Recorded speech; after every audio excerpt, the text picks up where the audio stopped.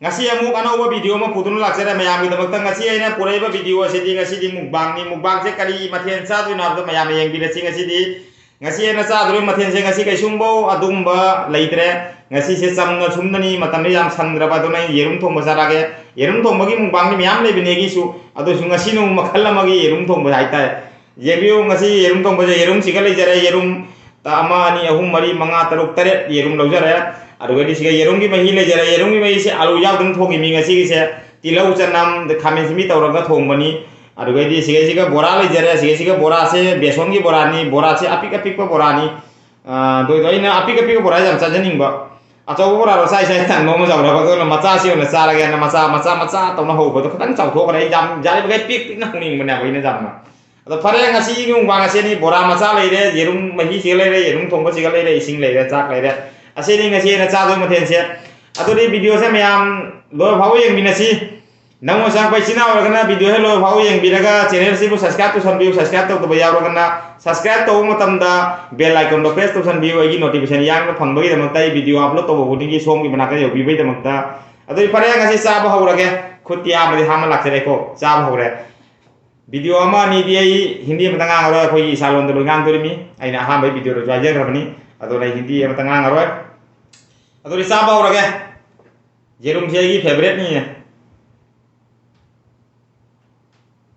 mayam na hawani hawre do comment am ta habirau saba khatan ngai je se camera do u do khang de ton ising je khara injilakke bora se ga injilakke uni na mayam dum dori saba hawrage mayam su thong ma sabi he jerum thong ai jerum he am pam jai ne nga jian se khara pam watsan wa le saya do mukbang de dam wa ya ba nga se maru man ba wa jian se sai ba dam wa ba atai cha de sa da jian tani sa ba jian tha dok na to pati ngonda request to bira kan ko ai ye to pa cha de ok cha de du bai di hameng kai kai sum cha de khali cha se ke no tani jian tani sa da nga di any nga loi chai do mayam nung si bi na engon da su request mayam to ko yani ai su san ningai thak ningai se video sim ningai se wakhan jam ware adona cha ba hawrage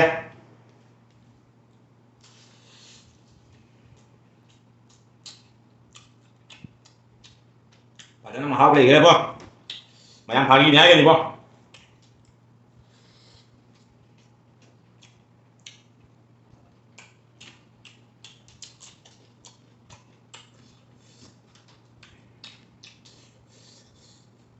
bora sama kon dok la ken thap do ara inge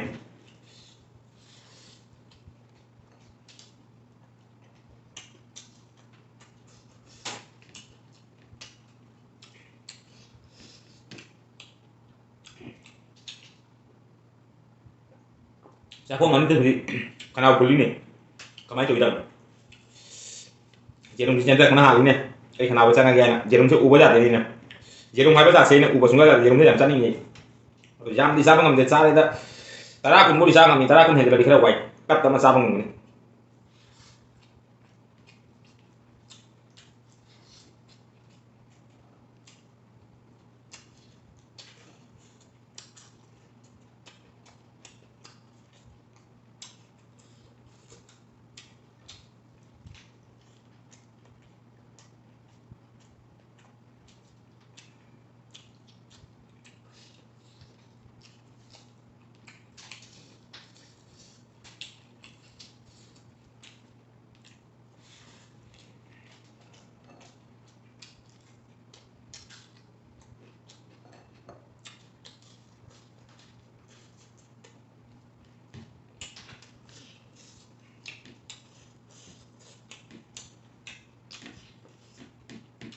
ai bukan da kala nom ni ma kon toy pa di jade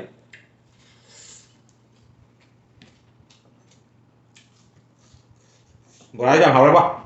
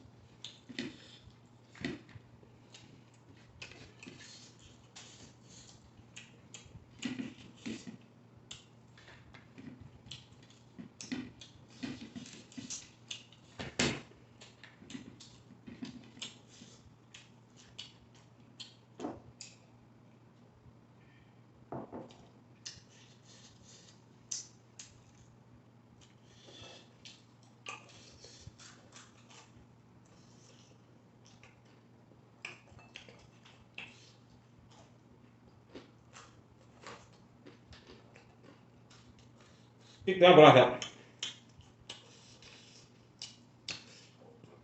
Bia chung mà hao này.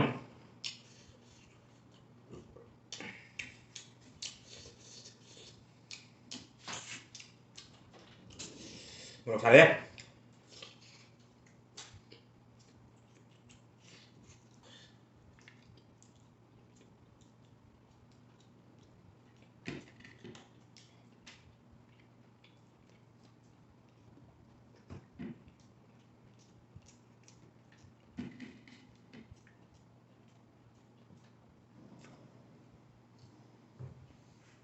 Vean video saya menang hero senjata ya. Ajak mengirim nama gue.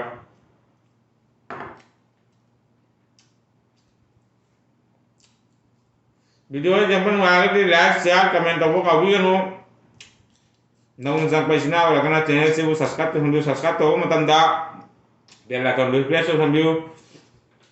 Nasi di matang itu lu senjata ya, mayam deh karena bagi asam gabjar lagi ya. Ngasih gini bye bye, niat video namun pernah sih.